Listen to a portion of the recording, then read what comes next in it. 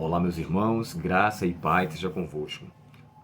Hoje, na lição do dia 20 de julho, domingo, o tema é Deus versus deuses.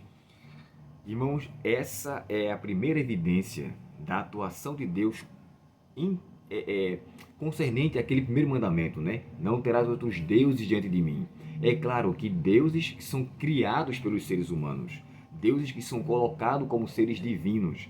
De fato, esses deuses eles não existem. Existe um único ser menor que cria deuses e aí faz com que as pessoas se iludam com as suas orações, com as suas preces, com os seus prognósticos, enfim.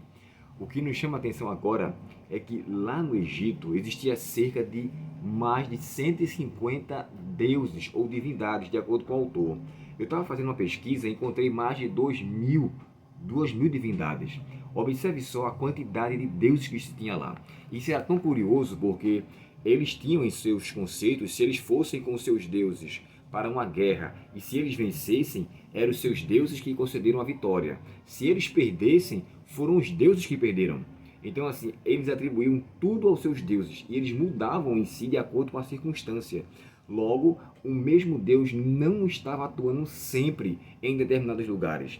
É tanto que quando acontecem as 10 pragas, Deus atinge os 10 deuses, os maiores, ou seja, aqueles que eles consideravam os mais fortes do Egito. E o primeiro deles é o próprio Nilo, que a gente vai começar a estudar nele a partir de terça-feira. Porém, aqui, de forma especial, nós entendemos que Deus queria mostrar de fato a eles quem ele era. E ele precisou fazer isso acontecer de uma forma mais dramática possível. Aqui, no texto de Isaías, que eu separei, Isaías 21, verso 9, e também o 46, verso 1 e 2, Deus fala que ele iria extinguir também os deuses da Babilônia, que tinham muitos deuses. Só você ter uma ideia, Marduk era um dos deuses, é o deus maior, mas Bel também era um desses. É tanto que os reis que ficavam, né, os soberanos daquela época, Belsazar, Nabucodonosor, esses nomes assim, Nabopolassar, Nabonido, são tudo nomes que são voltados a entidades babilônicas. Os nomes que foram mudados dos três amigos hebreus, né?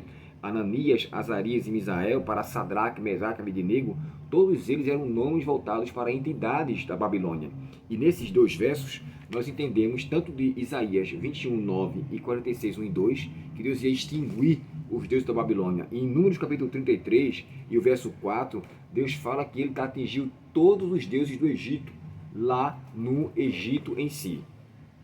Perdão, irmãos, eu tive que colocar uma pausa aqui no vídeo, que começou a chover e a janela ficou aberta, aí ia molhar tudo aqui dentro. Aí, vamos continuar aqui agora, né?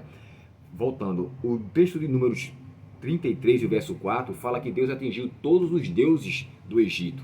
E os textos que eu falei de Isaías, era Deus mostrando as entidades, as divindades que existiam ali na Babilônia, e Deus também extinguiu todos eles. Sabe, irmãos, diante dessa situação, a gente leva em consideração que Deus revelou, como eu falei para vocês, né, a sua personalidade, o seu senhorio, da forma mais dramática, porque não só atingiu os deuses do Egito, mas as pessoas que o veneravam. A gente vai ver com detalhes nessa semana coisas que aconteceram com o povo naquela época e que, infelizmente, por sua própria arrogância, eles perderam os seus servos, perderam os seus animais e muitos acabaram perdendo a sua vida, especialmente ali naquela chuva ou naquela chuva de Saraiva, que foi a chuva de pedras, né?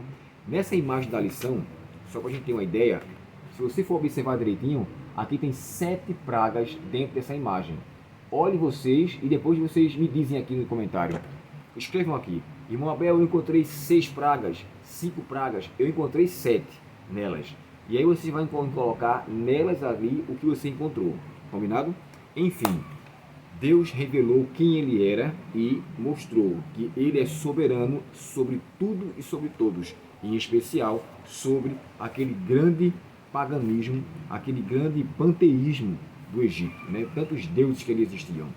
Então, vamos nessa semana fazer bom uso da lição de escola sabatina e estudar um pouco mais a fundo sobre isso. Eu gostaria de finalizar com vocês lendo esse último parágrafo da lição aqui, ó.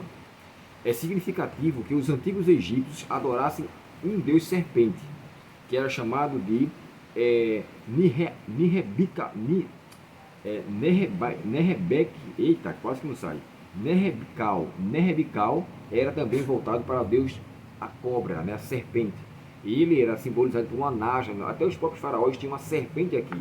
Interessante que no Novo Testamento essas serpentes era simbolizado ou era representado por o deus Asclépio ou Esculápio, que era o deus da cura. É tanto que na medicina o simbolismo dela é a serpente. Em qualquer área da medicina, psiquiatria, psicologia, todas elas são envolvidas em uma serpente. Até a própria farmácia é uma taça envolto com uma serpente. Mas enfim, fechando aqui esse ponto, peçamos a Deus maturidade e que eu e você façamos bom uso da lição dessa semana. Perdão aí por alguns desencontros, mas gostaria que você curtisse esse vídeo, se inscrevesse no nosso canal e colocasse escrito aqui quais foram as pragas que você encontrou na imagem da lição, tá bom? Forte abraço, Deus te abençoe e até o próximo estudo, se Deus quiser. Vamos orar?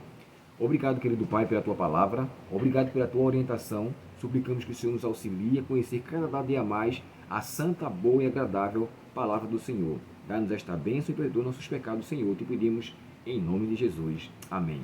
Deus te abençoe e até amanhã, se Deus quiser. Até logo.